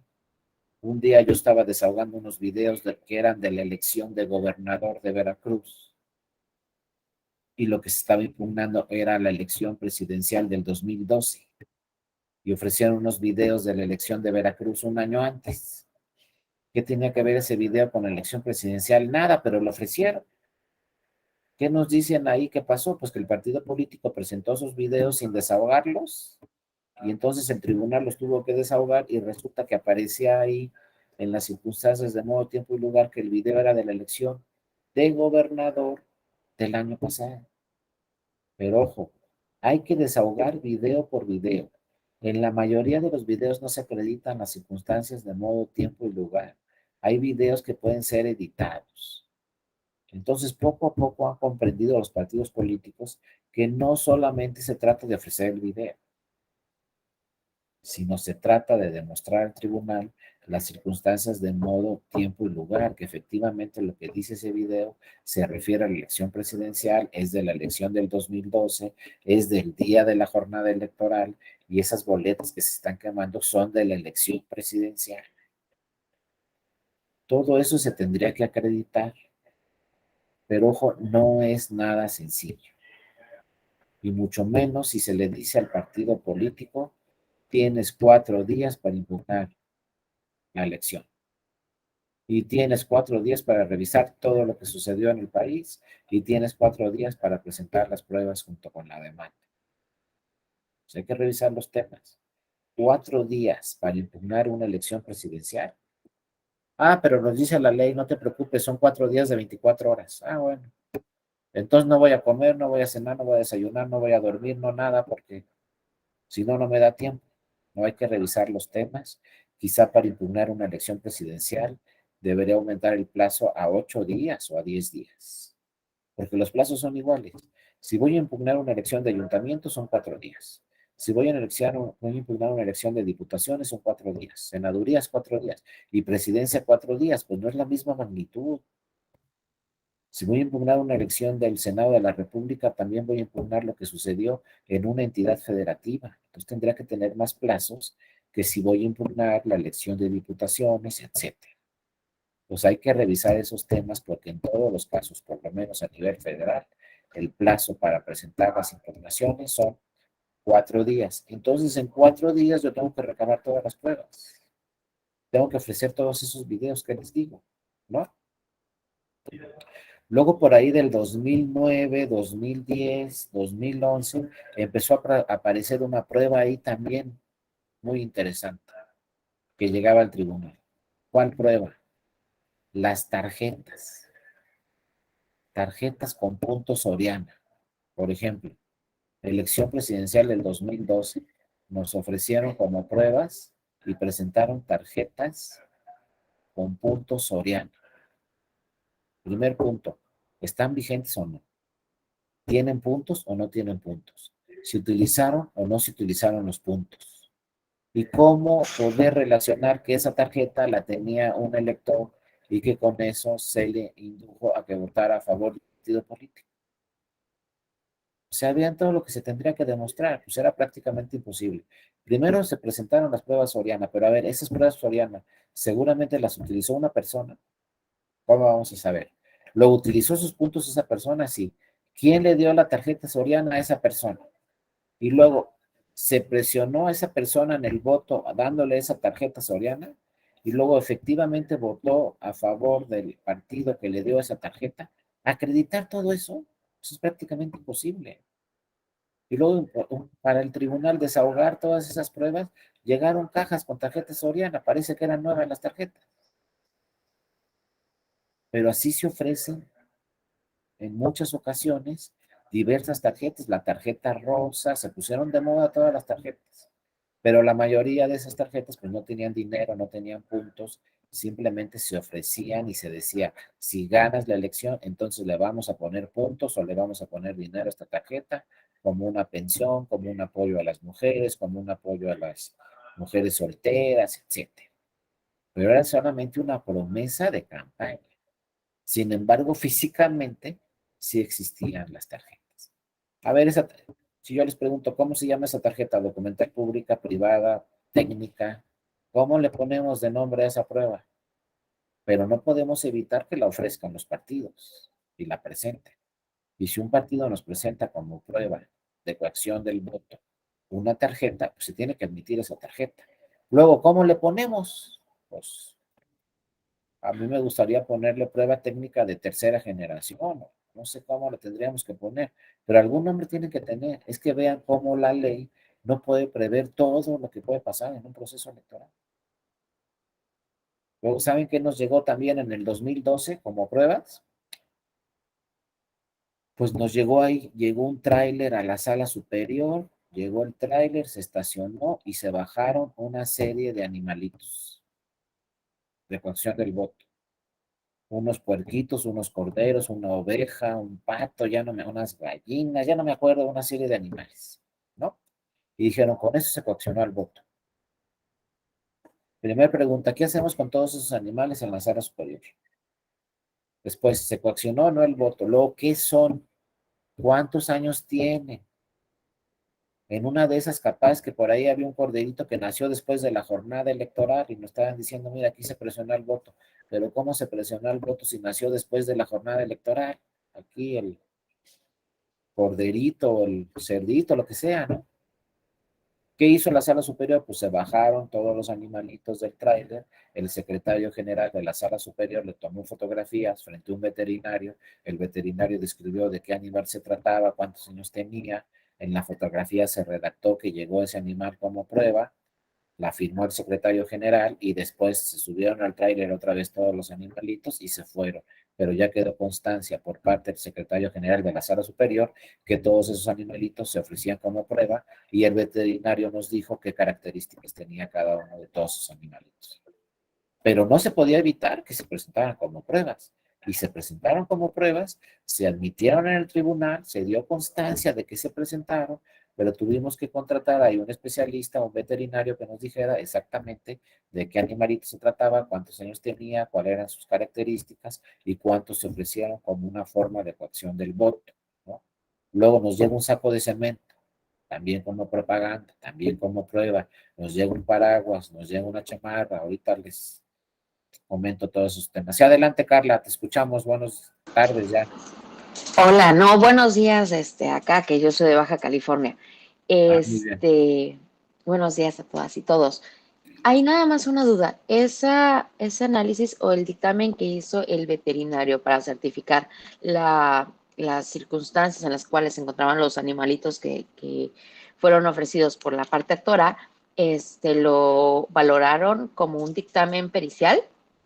Exactamente, también como pregunta el otro compañero, así es, Carla, un veterinario nos los valoró y nos dijo exactamente cuáles eran las características de cada, inclusive hasta la edad aproximadamente tenía cada uno de esos animalitos y quedó constancia en una fotografía. Atrás de la fotografía se decían las características de ese animal y era firmada por el secretario general en ese tiempo de la Sala Superior para que diera fe que efectivamente se ofrecieron como pruebas y después pues se desahogaran, ¿no? Y se dijera si de alguna forma se podían acreditar las circunstancias de modo, tiempo y lugar y se podía acreditar que estos animalitos pues de alguna forma se estaba coaccionando al voto, ¿no?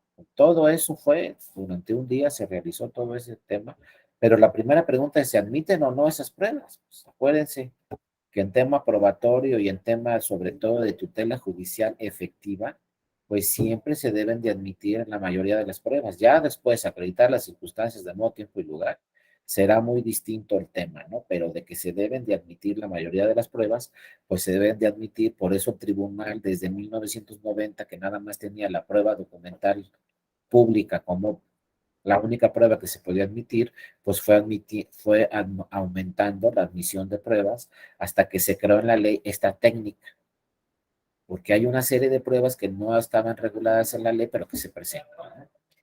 Ahora, por eso yo les digo, un animalito, ¿qué prueba será? Pues ahí también, a ver qué clase. No es documental, no es técnica, no es profesional, pero no admitirla, pues ¿por qué no la vamos a admitir? El tribunal dijo, pues las admitimos y las revisamos, ¿no? Y luego revisamos las circunstancias de modo, tiempo y lugar, y si de alguna forma con estas pruebas se puede acreditar pues, la coacción del voto de alguna forma. Y ahí quedó históricamente, ¿no? En ese expediente, como si se admitieron esas pruebas, ¿no? Adelante, Dante. Buenos días. Buenas tardes ya. Adelante. ¿Qué tal? Buenas tardes a todos, compañeros y compañeras. ¿Sí me escucho? Sí, adelante. Te escuchamos bien, Dante. Justo ahorita que mencionaba, digo, recuerdo en el proceso electoral intermedio del 2021 que fue concurrente para el Congreso de la Unión y para varios gobernadores y ayuntamientos. Recuerdo que, bueno, en redes sociales aparecían muchas fotos, ¿no? Fotos de camiones, fotos de bodegas, donde pues la gente alegaba que ahí se guardaban las despensas, que ahí se guardaban propagandas, que se guardaban televisores. Me acuerdo que vi una bodega llena de tinacos, ¿no? Entonces, toda esta serie de información o desinformación, pues como usted bien lo mencionaba, lo importante de la valoración es circunstancias de tiempo, modo y lugar, ¿no? Y cómo esas circunstancias de tiempo, modo y lugar se vinculan con los hechos o los argumentos vertidos en el escrito de impugnación, ¿no? Porque al final de cuentas puede haber montajes, puede haber incluso hasta, no sé, pensando maquiavélicamente, que un partido mande hacer despensas con la fotografía del candidato opositor, ¿no? Entonces, creería que no basta con las fotografías o videos para acreditar la coacción del voto muchas veces, sino acreditar que realmente fue el partido al que se le está imputando la violación a la normativa electoral, que fue el que realizó esos actos, que los compró, que mandó comprar a una bodega, que rentó la bodega, que mandó comprar no sé, las despensas o los alimentos, y que tenía la intención de repartirlas, vaya, porque no solamente basta con hacer ese tipo de fotografías. Exactamente, Dante. Tocas, fíjate, dos temas muy importantes. Primero, por ejemplo, hay unos espectaculares ahí en la ciudad que están afectando un proceso electoral y sale el emblema y la imagen de un candidato. Y entonces resulta que el candidato dice, pues yo a qué hora los puse, yo no puse nada. ¿Y por qué sale el emblema de mi partido? Yo tampoco puse nada. Como tú dices, a lo mejor lo hizo otra parte o alguna persona física o moral para afectar a ese partido. Pero ese partido no tenía la intención de esos espectaculares. Entonces ahí lo que procede es una figura, nunca se les pase esta figura muy importante, ¿no?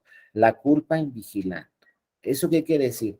Que si tú ves una propaganda tuya, pero que tú no la promoviste, o una despensa que tú no la estás repartiendo, pero viene tu nombre, tu imagen o tu partido, tienes que deslindarte inmediatamente ante la autoridad, ante el instituto y decirle, ¿sabes qué? Ahí está mi partido, ahí está mi candidato, ahí están mis colores, lo que sea, pero yo no pagué esa propaganda, yo no tengo nada que ver. Hay que deslindarse ante la autoridad en un momento adecuado, en cuanto yo advierta esa propaganda, para que no me afecte a mí.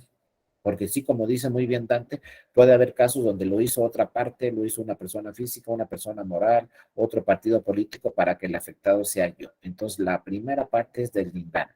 Luego, esto que señalas también muy bien, Dante, de las tinacos, sacos de cemento, para todo lo que se puede repartir. Fíjense, esto sucedió en el 2012.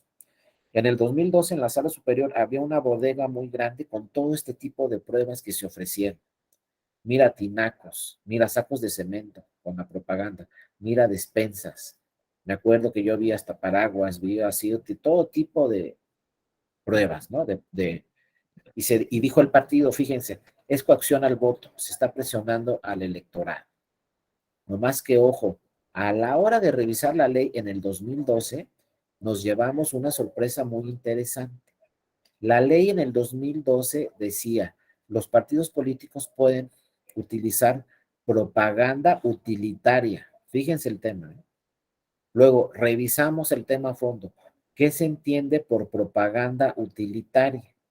¿Y saben qué decía el diccionario, etcétera? Propaganda utilitaria es el que le sea útil para el que la recibe. Entonces los partidos políticos podían repartir propaganda utilitaria, aquella que es útil para el que la recibe. Por ejemplo, una barda pintada es propaganda, pero no es utilitaria porque a nadie le sirve. Un espectacular es propaganda, pero no es utilitario porque a nada le sirve. Algo que aparezca en redes sociales es propaganda, pero no es utilitaria para el que nadie le sirve. Pero si yo reparto una despensa y en la bolsa de la despensa viene el color de mi partido, el emblema de mi partido, y la imagen de mi candidato, ¿es propaganda utilitaria, sí o no? Sí. ¿Es útil para el que la recibe? Sí. Y la ley dice, los partidos políticos pueden repartir propaganda utilitaria durante las campañas. Los que tienen la prohibición son los tres órganos de gobierno, ¿no? Los tres niveles de gobierno. El gobierno federal, el estatal y el municipal no pueden repartir ni un cacahuate, pero los partidos sí. En todos los partidos repartían los paraguas, repartían bicicletas, como dice Dante, repartían tinacos. El único requisito que marcaba la ley es que tenga la propaganda del partido, el emblema del partido o la imagen y el nombre, pero sí estaba permitido. Entonces ahí se confundieron en 2012 los partidos porque dijeron, esto no se puede. Revisando la ley, sí se podía, por los partidos. Los que no podían eran los órdenes de gobierno. O sea, el gobierno no te puede repartir nada, pero los partidos sí. Entonces nos daban gorras, chamarras, todo sin ningún problema. Entonces ahí, ¿qué dejó ese 2012? Pues dejó un tema muy importante, revisar qué se puede repartir y qué no, porque nosotros también investigamos en el IFE en ese 2012 y no había una lista en el IFE o un acuerdo del IFE que dijera la propaganda política utilitaria que se puede repartir es esta. Creo que eso hubiera estado bien, que el INE dijera, no, no puedes repartir todo lo que quieras, Mira, aquí en este acuerdo te voy a decir, partido político, que lo que puedes repartir son gorras, plumas y cuadernos, nada más, a lo mejor. Pero el INE no hizo eso y la ley decía todo tipo de propaganda utilitaria se puede repartir. Entonces, si vemos una bicicleta, pues no hay problema. Si vemos una lavadora con el emblema del partido, no había problema, si, lo que sea. Entonces, imagínense el problema. Entonces, bueno, viene la reforma de 2014 y el legislador advirtió ese problema y dijo, ya no le vamos a poner así en la ley. Modificaron la ley, que yo ahorita les voy a preguntar, no sé si estuvo bien o mal la modificación, porque actualmente, ¿qué dice la ley? De a partir de 2014, ahora sí como dice Dante, si vemos un tinaco está prohibido ya. Porque ¿qué dice la ley actualmente? Los partidos políticos durante sus campañas pueden repartir propaganda utilitaria, hasta ahorita igual que el 2012, pero le agregaron solamente textil. Pues yo no sé si estuvo bien, mal o regular agregarle solamente textil, porque por ejemplo, a mí en lo particular, pues me parecía bien que repartieran cuadernos, que repartieran calculadoras, que repartieran agendas, ¿no? Que repartieran lápices, plumas, ¿no? A lo mejor estaría bien también que un partido político, por ejemplo, rifara computadoras, rifara laptops, tabletas, todo eso que le sirve a la ciudadanía. Bueno, pues si ya te está diciendo la ley que tienes dinero para campañas, pues en vez de pagar bardas, en vez de pagar radio y televisión, en vez de pagar dinero en redes sociales, pues mejor reparte a la ciudadanía cosas que sean útiles y les sirvan. Pero ¿qué pasó en la ley? Dice solamente textil. Entonces no podemos dar un lápiz, no podemos dar una pluma, no podemos dar un vaso, una taza, un plato, una agenda, un cuaderno. Ahora solamente a partir de 2014 los partidos políticos pueden repartir propaganda textil. No sé si estuvo bien el enfoque. Yo creo que esto debería haber quedado como una lista de productos que se pueden repartir y listo. Lo que sí dice la reforma también de 2014, muy importante, los proveedores deben estar de alta en el INE y en Hacienda. Ya no puedo yo contratar propaganda utilitaria con cualquier persona. No, tiene que estar dado de alta en Hacienda y tiene que estar en un padrón de proveedores que revise el INE para que efectivamente la persona que me esté vendiendo las gorras, pues sea una persona que efectivamente esté dada de alta en Hacienda y se puedan constatar que sus facturas son válidas y que no haya por ahí fraudes, ¿no? Que a lo mejor le compro 100 gorras y me dice te vendí 100 y nadie va a saber si me vendió 100 o me vendió 1000 y le voy a pagar las 1000 y a lo mejor nomás me da 100.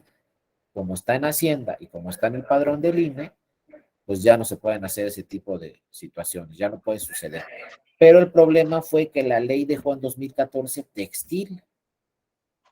Entonces nada más gorras, camisetas, chamarras, no sé qué más, pero todo textil. Entonces, ojo, si por ahí ven algún tema donde la propaganda utilitaria no es textil, entonces sí, va a haber problemas, ¿no? Y puede sancionarse, inclusive puede llegar hasta un momento que se anule una elección. Ya no podemos ver tinacos, ya no ven grabadoras, licuadoras, nada que no sea textil.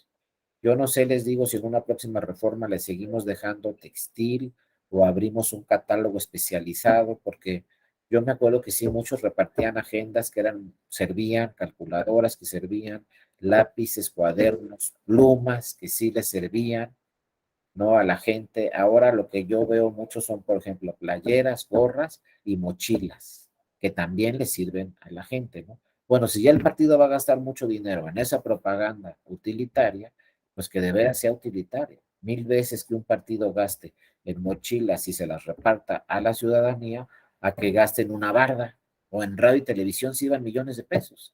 Afortunadamente, con la reforma de 2007, pues radio y televisión también ya queda prohibido y ningún partido puede contratar propaganda política en radio y televisión.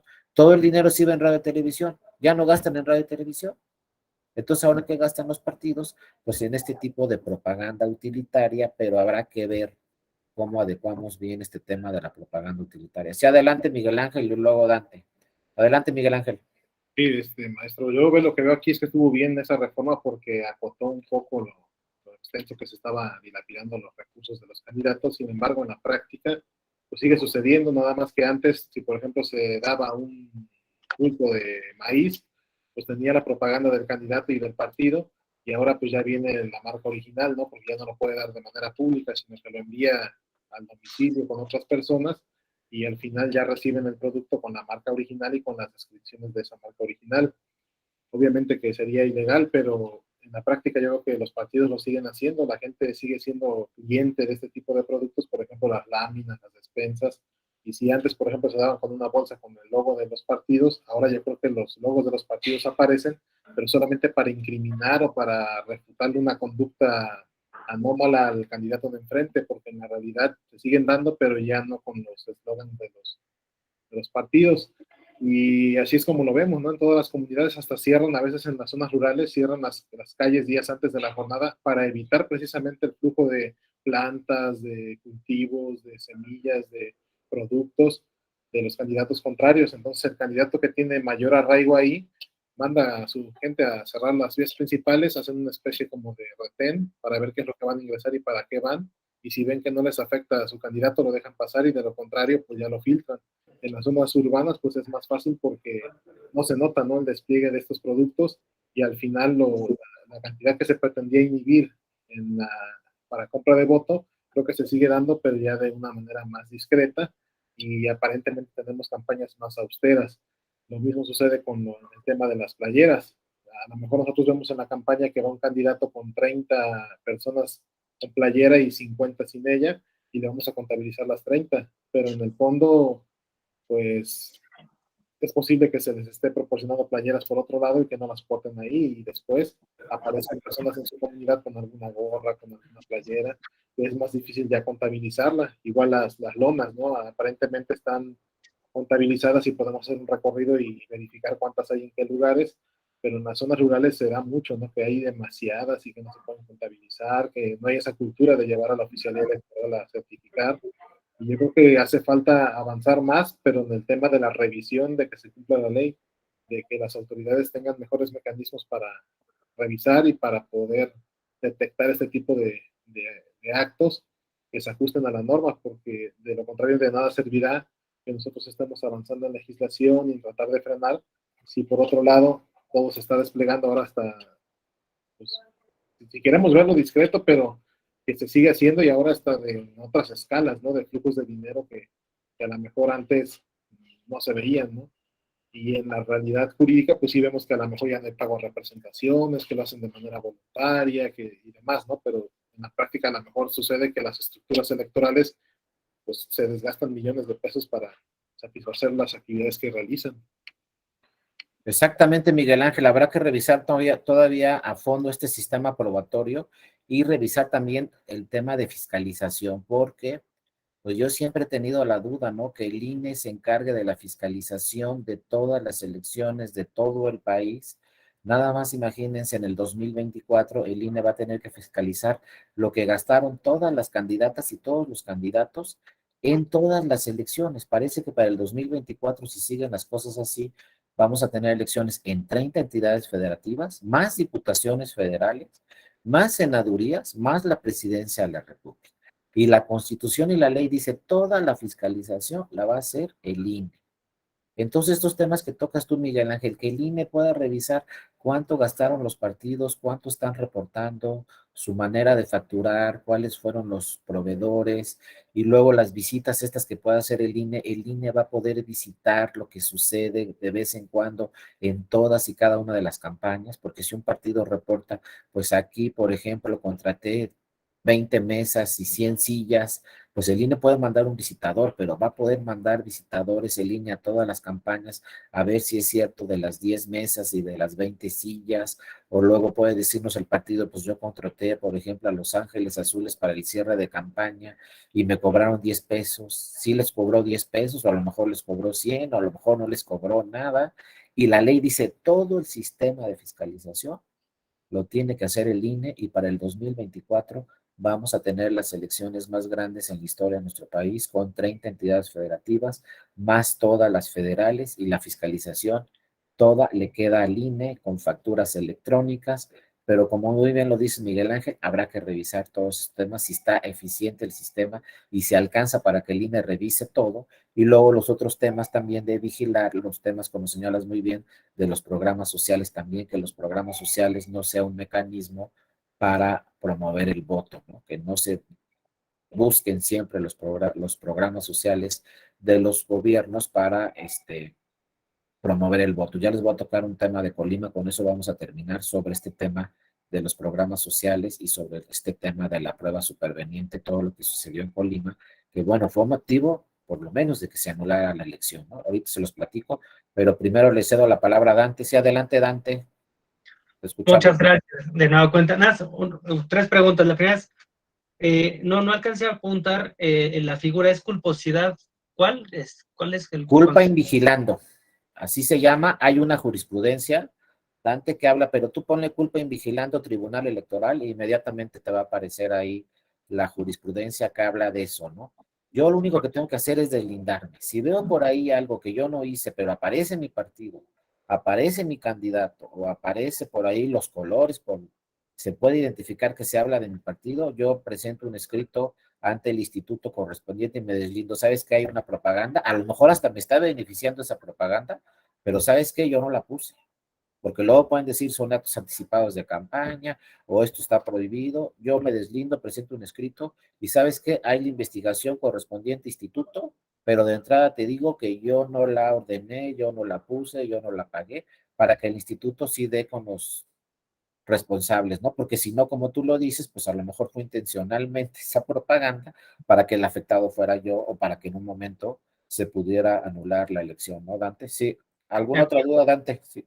Sí, bueno, de hecho, bueno, lo que reflexionaba ahorita respecto de la propaganda utilitaria y cómo se le ha ido limitando, cómo se podría valorar, digamos, a futuro, digamos, ahorita pensaba en algo, digamos, bueno, cuando empezó con los de los tinacos, ¿no? Sabemos que en varias ciudades del país, pues el tinaco está hasta arriba a la vista soleándose y son prácticamente espectaculares. Entonces me imaginaba así que repartieran 100,000 tinacos con el logotipo de cualquier partido político, pues un tinaco dura 15, 20 años, ¿no? Entonces, pues es una propaganda que se prolonga en el tiempo hasta que tenga vida útil el tinaco o se desgaste los logotipos o la pintura o lo que sea, ¿no? Y bueno, cómo se va acotando a la parte textil. Y lo mismo es que pasa si mando a hacer 100,000 o 500,000 playeras que diga vota, no sé, vota Morena senadores o vota presidente del PRI o no sé. Pues es una playera que también tiene una vida útil, digamos, dependiendo de cuidados, pero pensemos 10 años o imaginemos 12. Entonces una playera que va a tener efectos de proselitismo político durante 12 años. Entonces, eso tendría algún alcance probatorio, digamos, si hoy se mandan a hacer esas playeras, pero digamos, como no tiene nombre de candidato, sino está de forma genérico hacia uno de los cargos de elección popular, pues sigue beneficiando. Eso se podría computar como, o se podría valorar en su caso, como prueba en elecciones subsecuentes. Sí, así es, Dante. En la siguiente elección tendría que presentarse ahí un escrito que se llama denuncia o queja, señalando que hay una propaganda ahí que está afectando la elección, porque como tú dices, pues puede prolongarse para los próximos 3 años, podemos ver ahí un tipo de propaganda. De hecho, los partidos políticos, por lo menos en bardas, en espectaculares, en todo, están obligados a desaparecer esa propaganda una vez que termine el proceso electoral.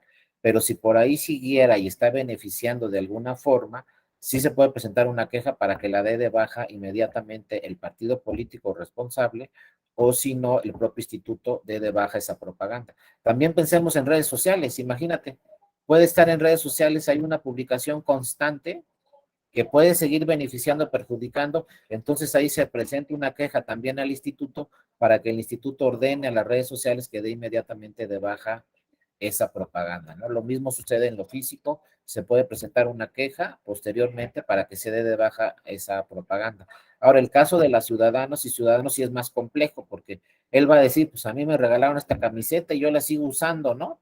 Habrá que ver cada caso particular, pero la ley sí lo permite y sobre todo, como tú dices en este momento, ya es textil, entonces pues me van a regalar una camiseta con los colores o el emblema del partido, pues no está nada regulado si la sigo utilizando después para el siguiente año y que pueda favorecer a otra elección, ¿no? Pero en tema de partidos y en tema de autoridades, sí se presenta la queja y la autoridad está obligada a dar de baja inmediatamente y si no, se sanciona ahí al partido político, ¿no, Dante?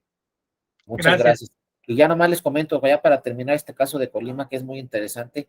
Fíjense, en Colima, en la elección de gobernatura por ahí del 2016, pues se impugnó la elección a la gobernatura y se dijo por ahí que, bueno, intervino el gobierno del estado a favor de un partido político y en contra del otro, ¿no? Vía programas sociales. Porque fíjense, había una grabación ahí del secretario de Desarrollo Social que le decía a su equipo de trabajo, oigan, cuando repartan los programas sociales, pues digan a la ciudadanía que vote por nuestro partido. Pero solamente era una grabación. ¿Y qué dice la Suprema Corte de Justicia de la Nación? Las grabaciones son ilícitas, es una prueba ilícita. Entonces llegó el caso al Tribunal Electoral de Colima y el Tribunal Electoral de Colima dijo, pues conforme a los criterios de la Suprema Corte de Justicia de la Nación, yo no puedo atender esta grabación porque es una prueba ilícita. Y se confirmó la validez de la elección de la gobernatura. Pero fíjense lo que pasó. Antes de que tomara posesión el candidato a gobernador ganador, tomó posesión el Congreso del Estado. Y entonces el Congreso del Estado, porque esa sentencia del Tribunal Electoral de Colima se impugnó ante la Sala Superior. Cuando llegó el asunto a la Sala Superior, en ese mismo momento, el Congreso del Estado citó al secretario de Desarrollo Social a comparecer. Llegó el secretario de Desarrollo Social, compareció ante el Congreso y en el Congreso le preguntaron aquí, ¿no? Bajo protesta de decir verdad y si no va a incurrir a responsabilidades penales, administrativas, electorales, etcétera, díganos si esa grabación, si su voz es suya o no es suya. ¿Y saben qué dijo el secretario de Desarrollo Social ante el Congreso del Estado? Sí, sí es mi voz, sí soy yo. Entonces, esa declaración que hizo el secretario de Desarrollo Social, pues se entiende como una confesional o como un testimonial ante el Congreso del Estado. Pues el Congreso del Estado mandó el acta circunstanciada, los datos con esa testimonial o con esa confesional como prueba superveniente, una prueba que surgió después de que resolvió el Tribunal Electoral de Colima, llegó esa prueba a la Sala Superior. Y la Sala Superior, al advertir que el secretario de Desarrollo Social había admitido directamente ante el Congreso del Estado que si era su voz, entonces dijo el tribunal, aquí entonces hubo presión por parte de autoridades del gobierno a la campaña, se presionó el voto del electorado. Y como el resultado había sido muy, muy cerrado en el estado de Colima, el Tribunal Electoral decidió anular la elección de la gobernatura. Y entonces por ese dato, por esa confesional o testimonial del secretario de Desarrollo Social ante el Congreso del Estado, tuvimos una prueba superveniente que no se tenía en el expediente, que surgió después, pero fue necesaria y determinante para que se anulara la elección. Fíjense cómo el Congreso del Estado dijo, no, pues vamos a citarlo aquí ante el Congreso y que declare aquí ante el Congreso si efectivamente esa grabación es su voz o no, para que eso que es una grabación ilícita se vuelva en una prueba confesional o una testimonial y ya no sea ilícita y se pueda revisar por la Sala Superior y fíjense, les alcanzó con esa prueba para que se anulara la elección. Y luego surgió un tema muy interesante también en Colima, que en esa sentencia la Sala Superior al anular la elección de la gobernatura de Colima, ordenó que la autoridad que tenía que organizar el proceso electoral ordinario para la gobernatura de Colima fuera el Instituto Federal Electoral y no el Instituto Estatal Electoral de Colima. Quien organizó la elección extraordinaria fue el INE y ya no el Instituto Electoral del Estado de Colima, el INE atendiendo a sus atribuciones que tiene como una autoridad de, tiene facultades, acuérdense, delegación, de atracción, pero también tiene facultades de asunción el INE, eso nunca se nos olvide.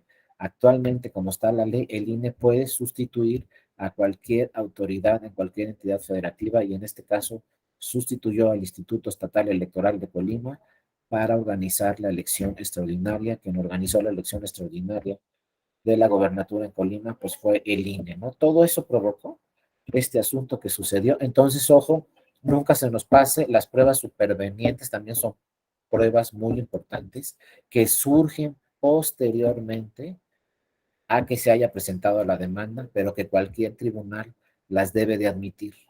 Y fíjense, aquí se dijo, ay, ¿por qué el Tribunal Electoral de Colima no anuló la elección? Porque el Tribunal Electoral de Colima no tenía esa prueba superveniente. Llegó después a la Sala Superior resolvió este asunto por tratarse de gobernatura, todo lo de gobernaturas lo resuelve la Sala Superior. Por ejemplo, si tenemos impugnaciones a la gobernatura de estas 6 elecciones que tuvimos el día de ayer, si alguna elección se impugna, primero la va a resolver esa impugnación el Tribunal Electoral del Estado y posteriormente tendría que ser la Sala Superior del Tribunal Electoral, porque todo lo relacionado con gobernaturas, la única sala competente del Tribunal Electoral es la Sala Superior. Pues cualquier impugnación que llegue de una gobernatura la va a resolver la Sala Superior en única y última instancia.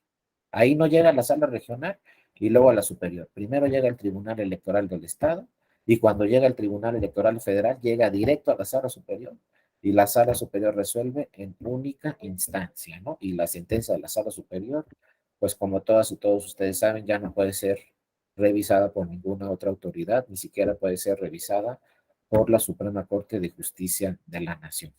Bueno, compañeras y compañeras, se nos acaba el tiempo. No sé si tuvieran alguna otra duda, algún otro tema de comentar. Si no, como les dije ayer, con toda confianza, escríbanme aquí a mi correo electrónico dario.mora@te.gov.mx. Escríbanme, yo les contesto con todo gusto, haciéndoles llegar esta presentación. Quien quiera la presentación completa, vimos algunas láminas, otras no.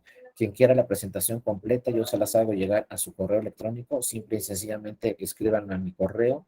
También cualquier otra duda que tuvieran en materia electoral, no solamente en este diplomado, no solamente en tema de pruebas, en la Escuela Judicial Electoral estoy ahí a sus órdenes. Cualquier duda que tuvieran, de verdad, con toda confianza, escríbanme a mi correo electrónico, o cualquier duda de la Escuela Judicial, algún tema de los diplomados que tenemos, de la oferta académica, cualquier cosa, con todo gusto estamos ahí a sus órdenes, no solamente en este diplomado, insisto, en cualquier otro tema, estoy a sus órdenes. Les agradezco mucho a todas y a todos su atención, muchas gracias por sus participaciones y van a ver que seguramente nos vamos a encontrar en alguna otra sesión de otro diplomado, seguramente por ahí vamos a estar. Por lo pronto, pues que tengan una excelente semana, lo que queda de la semana, y les insisto, ahí estoy en mi correo electrónico a sus órdenes. También le agradezco mucho al doctor Luis Jaime, que estuvo aquí con nosotros en esta presentación, compañero de la Escuela Judicial Electoral. Sí, adelante, Miguel Ángel.